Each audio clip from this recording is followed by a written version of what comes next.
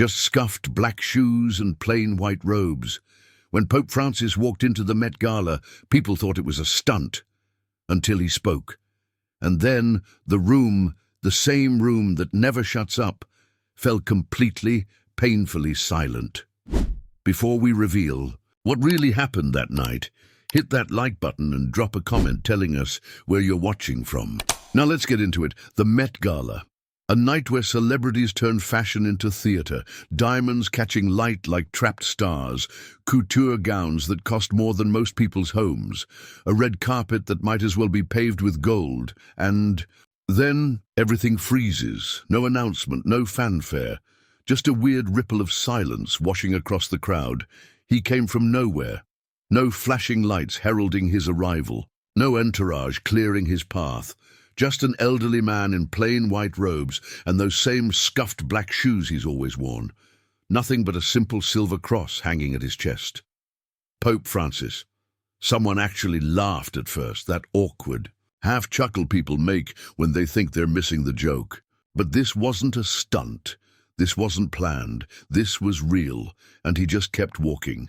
Head slightly bowed, eyes taking everything in with that gentle curiosity he's known for, not judging, just present.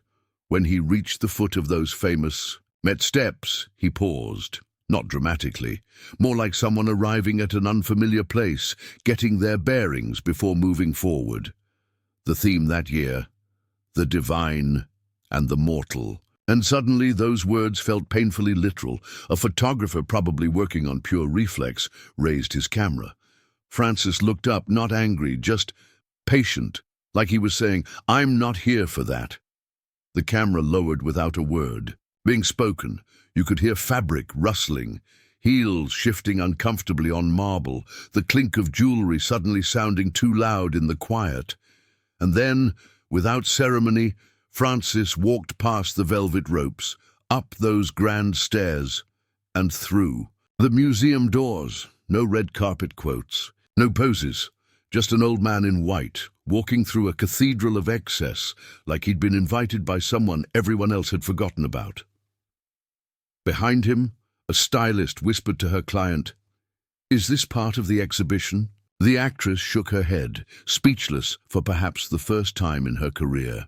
A security guard, the kind of man who'd seen everything from drunken celebrities to wardrobe malfunctions, stood with his mouth slightly open, walkie-talkie forgotten. In his hand, a reality star famous for breaking the internet with her outfits was frozen mid-selfie, phone still raised but forgotten, watching the white-robed figure ascend as if she were witnessing something her carefully curated world had never prepared her for. "Who let him in?"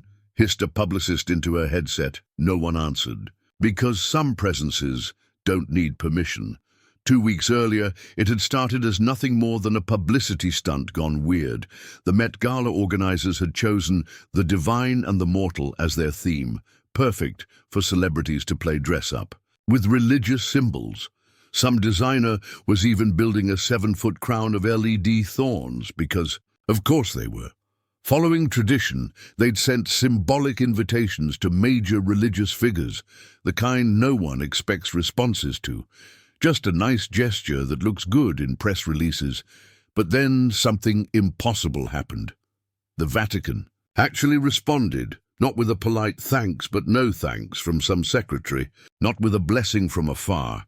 It was a handwritten note from Pope Francis himself, saying simply, "If the theme is the divine in the presence of the world, perhaps I should be there, but I will not come as a symbol.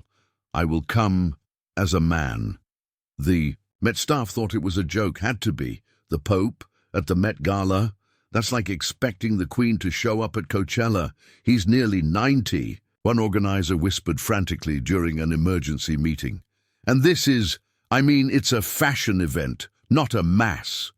But confirmation came. A Vatican aide made discreet arrangements. No special demands, no media alerts. Just one simple request that his place card read Far Jorge Mario Bergoglio rather than His Holiness.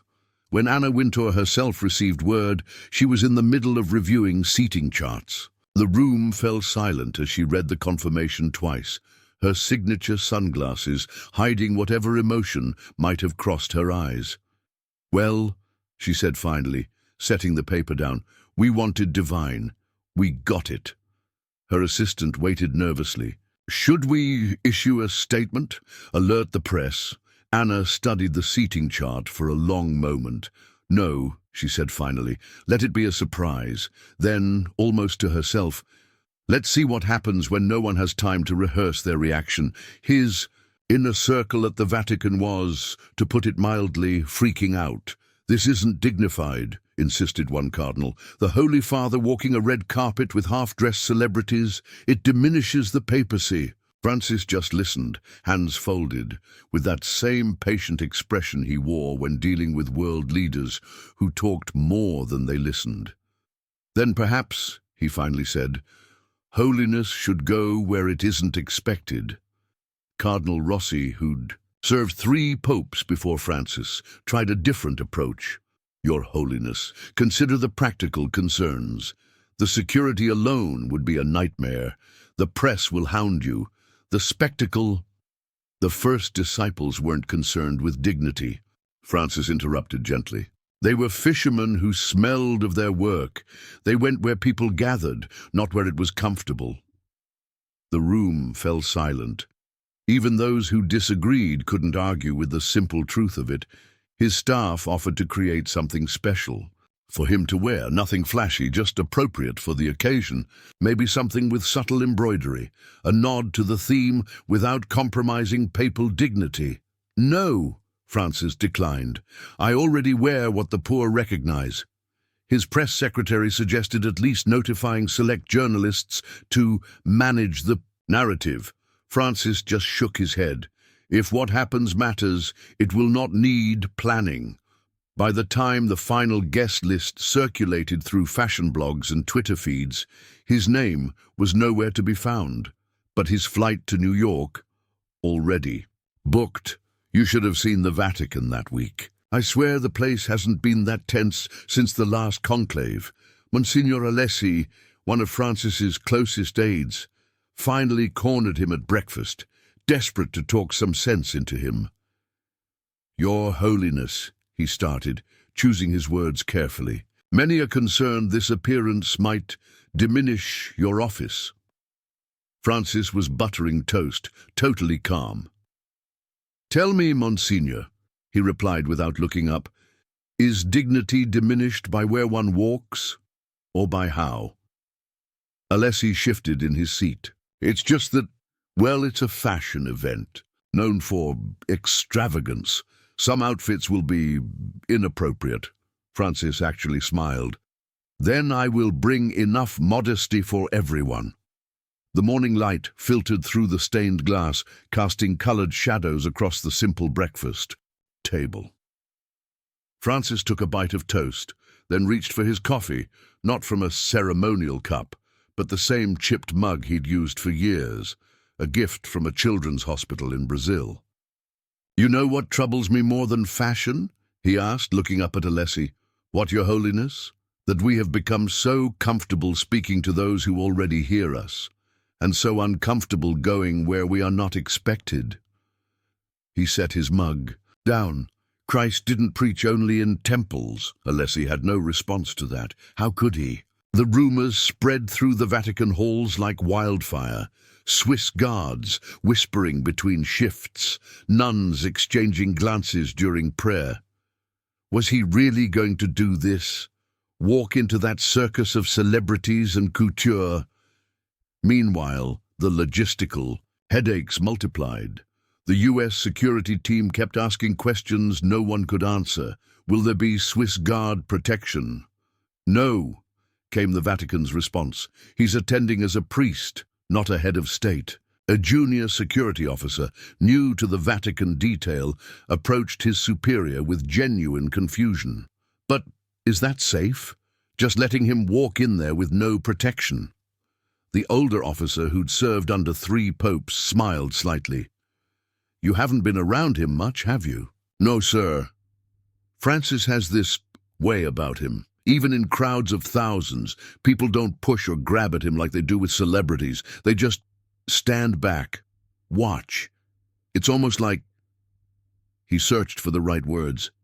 It's like they're afraid of breaking something fragile. Not him. He's sturdy enough, but whatever it is they feel in his presence. The papal tailors tried one more time, practically begging to make him something special. Something simple but dignified for the occasion, Holy Father. Francis looked up from his desk. "I'm not going as an occasion," he said quietly. "I'm going as a reminder." In the press office, they'd given up arguing. No press release would go out, no media alerts. If this story broke, it would happen on its own. That same evening, Francis met with young seminary students at the Vatican. He never mentioned the gala, he just talked about presence. Sometimes, he told them, God speaks most clearly in places where no one is listening for him. One student, barely 20, raised his hand. "Holy Father, I grew up in a very secular family. I only found my faith because a priest came to my university, not to preach, just to listen, to be present. No one expected him there." Francis nodded, eyes crinkling with warmth. "And what did you learn from that?" the young man thought, for a moment, that sometimes the most powerful sermon is just showing up in unexpected places. The night before his departure, Francis went to his small private chapel. Not the grand Sistine with its magnificent ceiling, but a simple room with wooden pews and a cross. He knelt, not as Pope, but as Jorge Bergoglio, a man seeking guidance. He didn't pray about fashion or celebrities or what he would say. He prayed for the ability to see people as they were, beneath their costumes, their masks, their carefully constructed personas, to see them as God saw them. As New York's elite prepared their diamonds and final fittings, Pope Francis packed a single change of clothes into a small bag and tucked a wooden rosary into his pocket. His aide reminded him, somewhat nervously, that he would be entering a world entirely foreign to him and the church. Francis nodded. "Then," he said, "I will walk slowly, so they have time to see." By the time the first celebrities arrived that evening, the Met Gala was already a tsunami of flashing lights and floating commentary. A pop star arrived, wearing an actual halo suspended above her head. An actor emerged from his limo in a suit, mapped with LED constellations that shifted when he moved. Designers posed with their muses, each outfit more elaborate than the last. Wings, crowns, gilded corsets, the works.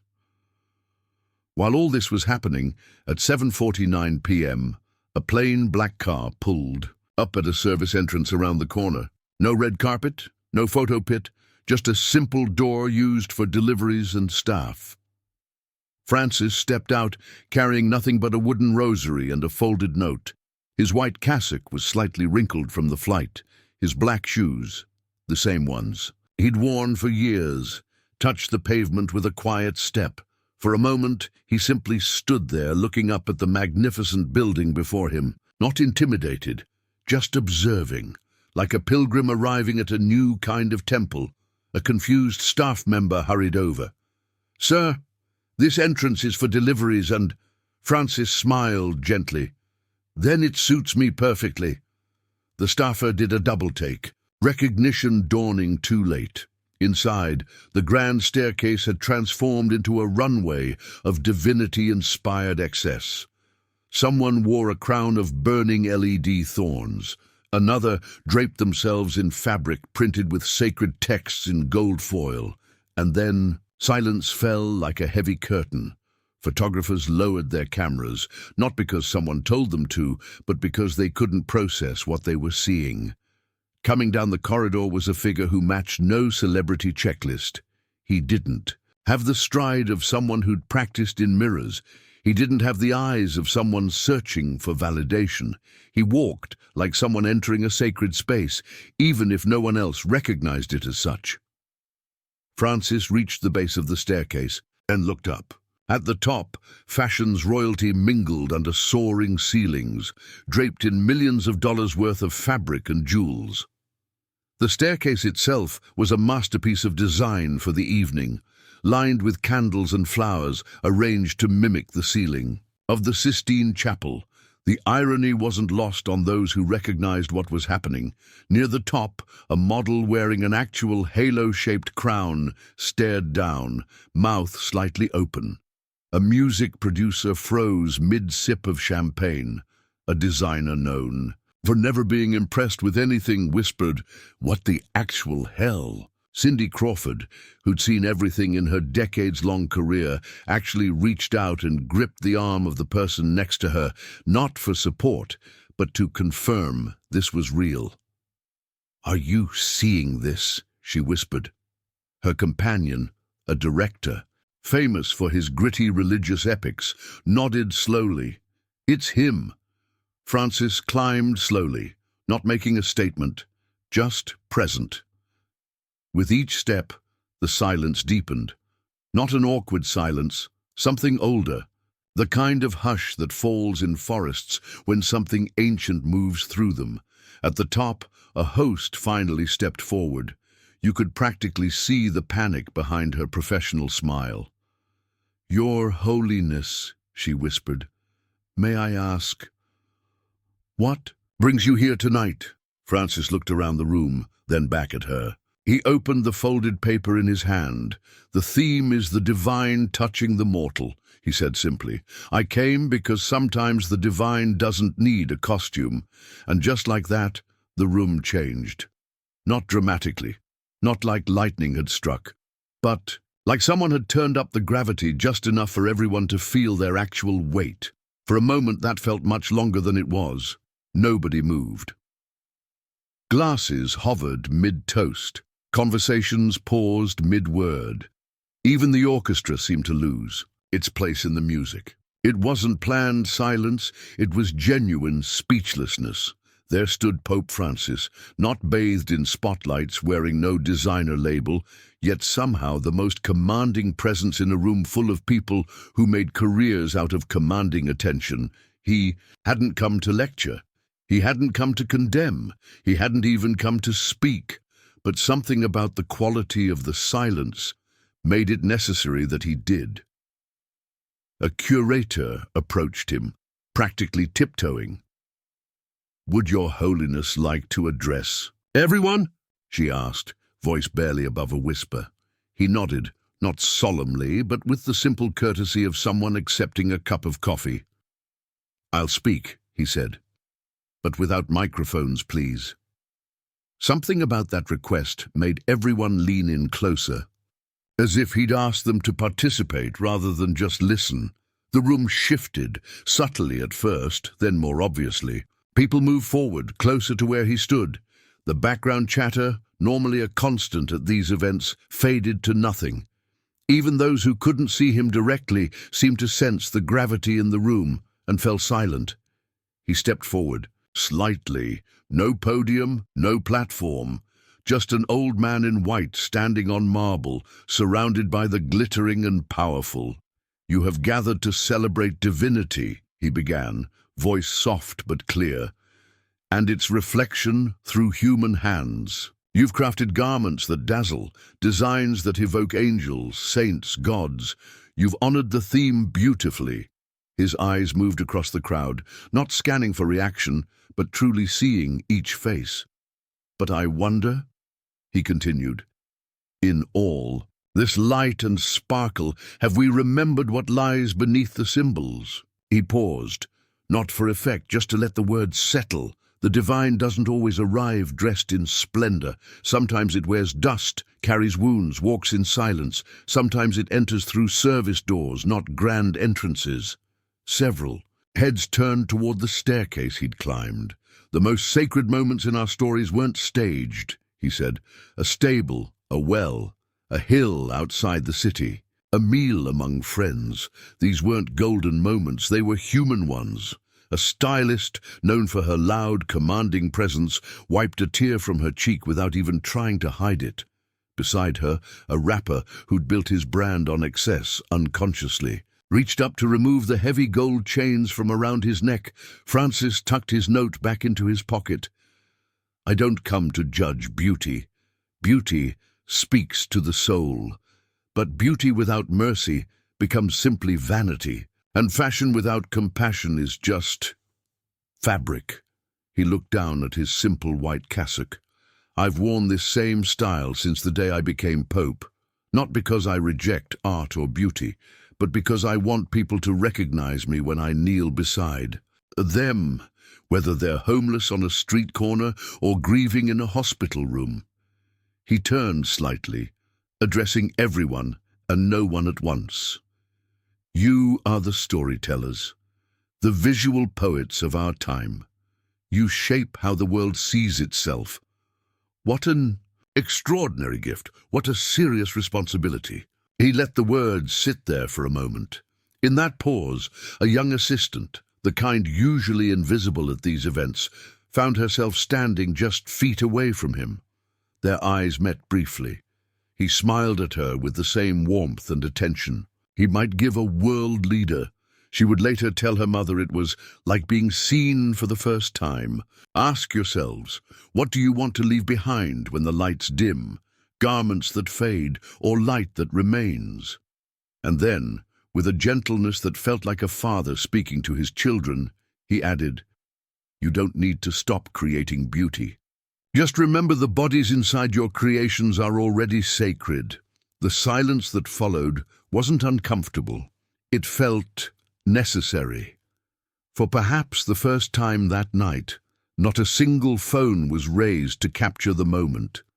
Francis gave a small, almost apologetic smile. I've said enough, he finished. Please let the evening continue, just with softer eyes. And with that, he stepped aside. No dramatic exit, no grand finale. But the silence, it lingered just long enough to matter.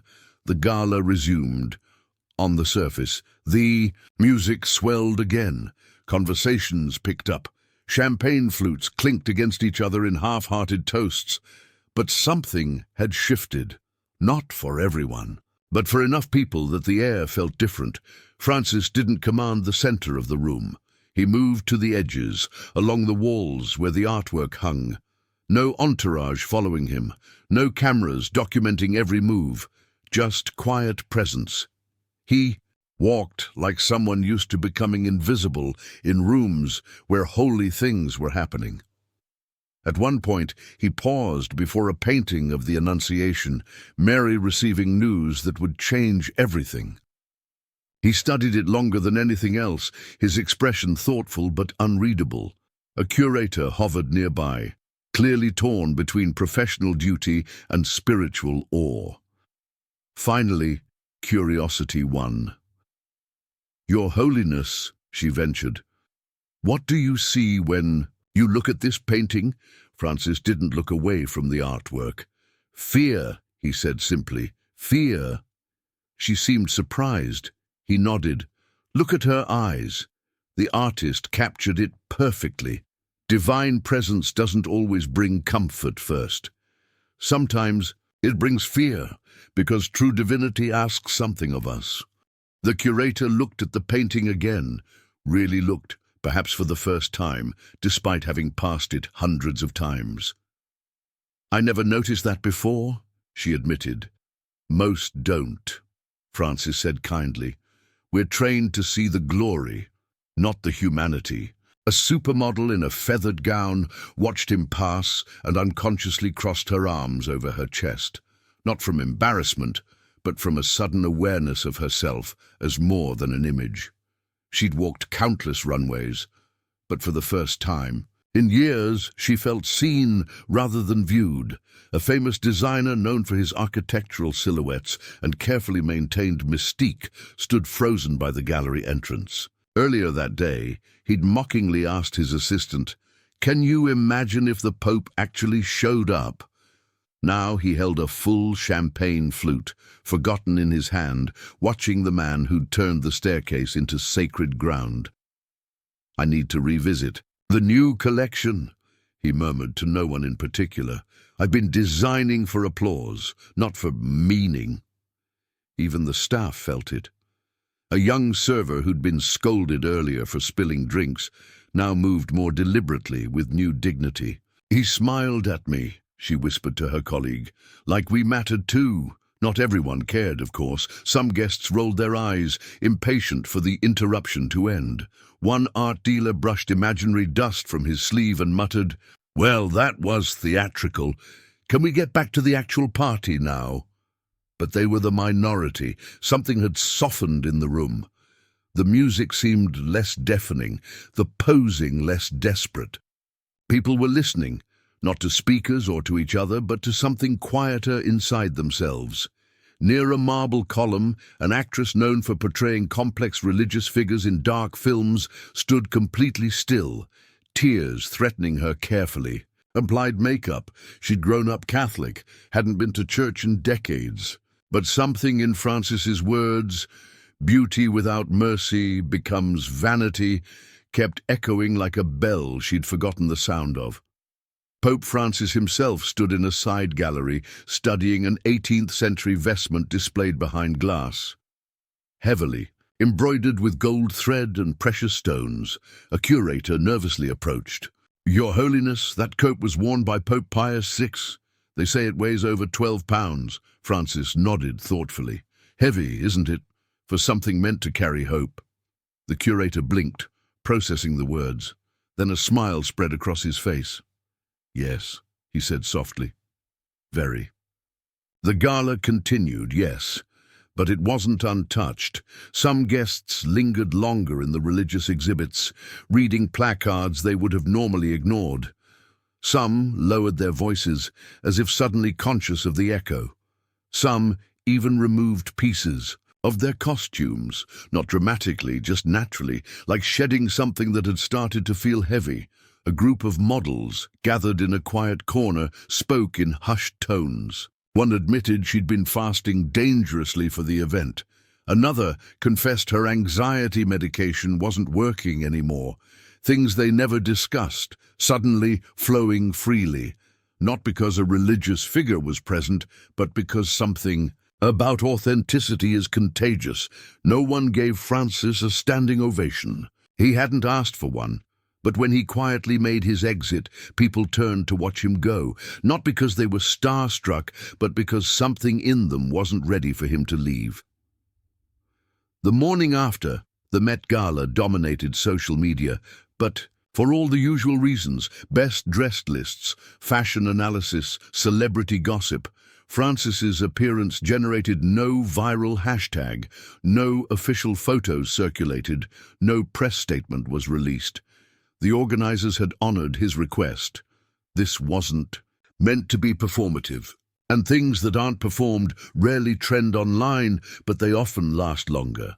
In a sunlit studio in Midtown, a designer sat alone, staring at the dress he'd spent months creating. It was magnificent, structured, gilded, architectural, and suddenly it felt hollow. That morning he began sketching a new collection, focused not on spectacle but on movement. Real bodies, real warmth, the working title in his notebook, Mercy. When his business partner arrived later, concerned about the costs already sunk into the original collection, the designer didn't argue. He simply handed over his sketchbook. "What happened last night?" his partner asked, flipping through the dramatically different designs. The designer looked out the window for a long moment. "I realized I've been making costumes, not clothes," he said finally, "and the world has enough costumes." In Brooklyn, a fashion journalist who'd snuck into the gala to ghostwrite celebrity quotes sat at her laptop, ignoring her deadline. Instead, she opened a new document and began writing something different. Not about who wore what, but about a man in white who said, "The divine doesn't need a costume." She never published it, but she never deleted it either.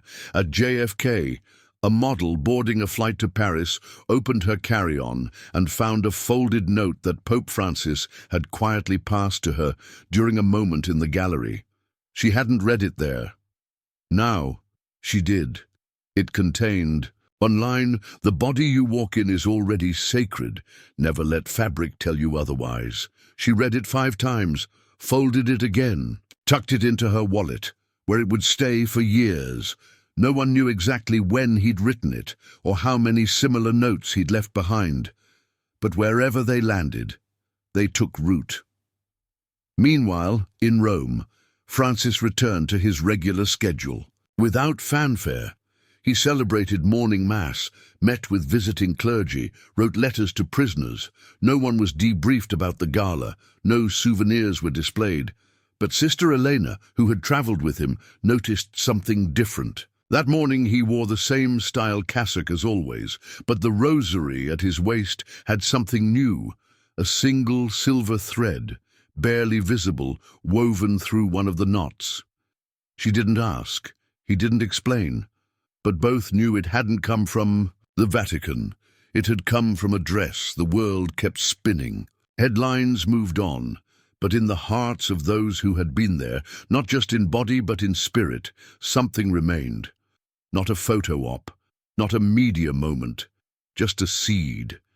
And maybe that was always the point. If you'd been at that gala, would you have noticed him? Would you have stopped when he spoke, or kept scrolling through your mental feed, looking for the next distraction?